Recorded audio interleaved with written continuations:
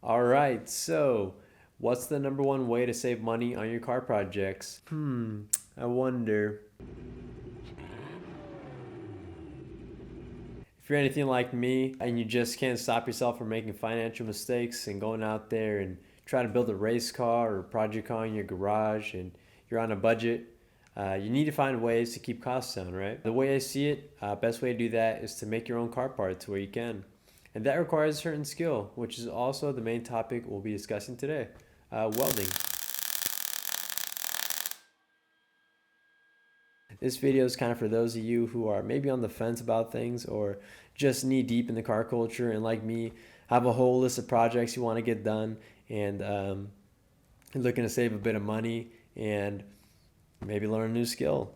Now, before I get started, just want to say I'd appreciate if you guys like and subscribe if you find the video useful at all.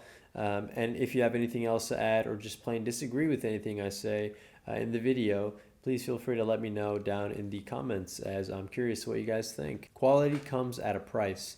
And if you're looking to build something a little more custom, a little more unique or professional and don't know how to weld or fabricate, you have to go to a shop to get the work done.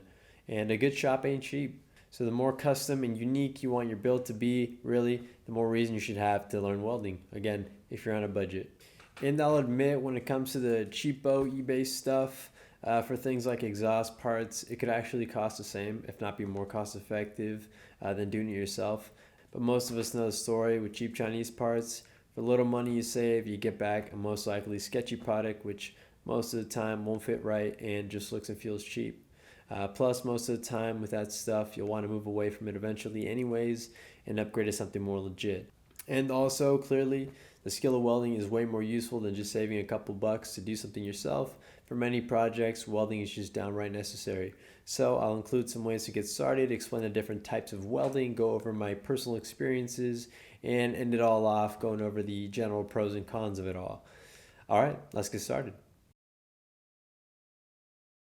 Now, there's two types of welding generally used for automotive: MIG welding and TIG welding. One uses a spool of wire and shoots it out with the pull of a trigger, while the other is a bit more complex and uses a foot switch to control the output of power to the torch while you manually feed in the filler rod with the other hand. They both have their place in the garage, and I'd consider both a must-have. I personally started with the MIG welder. They're a bit cheaper and also easier to learn. I practiced with it for about a year, just welding scrap metal, running beads, then used it on stuff like reinforcement plates, stitch welding, and even an angle kit. But they're messy. They make a bunch of little BBs everywhere. It's super annoying, and they're good really just with steel. So if there's anything you got planned with stainless steel or aluminum, like exhaust and intercooler work, you're gonna want to upgrade to a TIG welder. Now, TIG, as it sounds, I'm a little biased to TIG. TIG is my personal favorite. It's super versatile, it's precise, it's clean, and it's just damn satisfying. Once I picked up TIG welding, I rarely ever go back, honestly, unless I have to. The only downside I can think of is just a learning curve. It takes a whole lot of time and practice to get it down, but luckily, there's a lot of great resources on YouTube to help you through it. That's how I learned, and I even managed to land a job as a welder just off learning through YouTube. Getting started is pretty simple. Either pick up a MIG or TIG welder. Most people would recommend starting with a MIG, but if money's tight, I just recommend skipping the MIG and jumping straight into the TIG for now, mainly for its versatility. Then go grab a tank of argon. I got mine from a local place. Cost like $70 for my setup, but it'll last you a while, and just get to welding. For the TIG machine itself, I run a Prime Weld 210, and it's done everything I asked. It's one of the better bang for your buck welders out there, I'd say. I only have small gripes with it, like the fan's kind of annoying, how it's always on, and it'd be nice to have presets and all digital inputs. It has knobs that get you in the ballpark of where you want.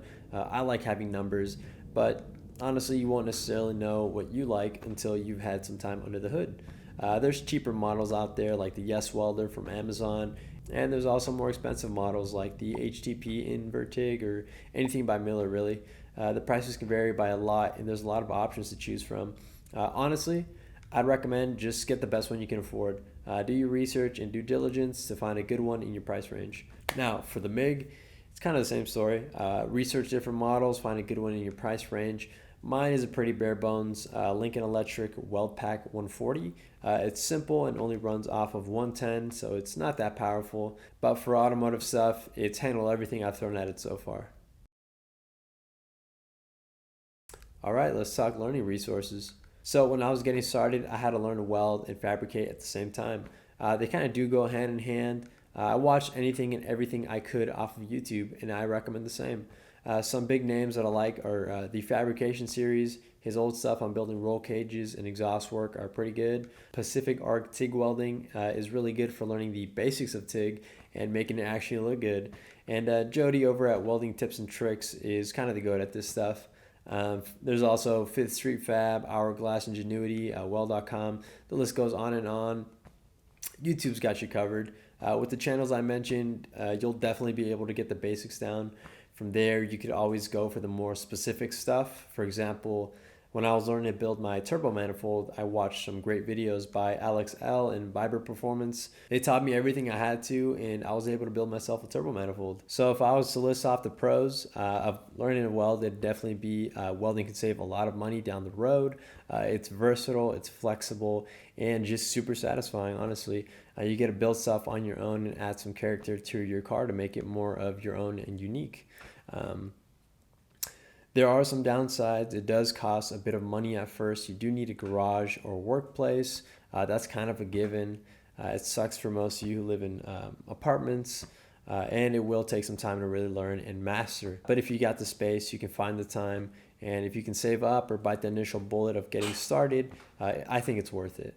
So hopefully you guys liked the video. Again, I'd appreciate it if you guys like and subscribe. I'm kind of still trying to figure out where to go with my YouTube channel. So if you guys have any ideas, discussion topics, or suggestions, feel free to let me know down in the comments. But yeah, that's it for me. See you.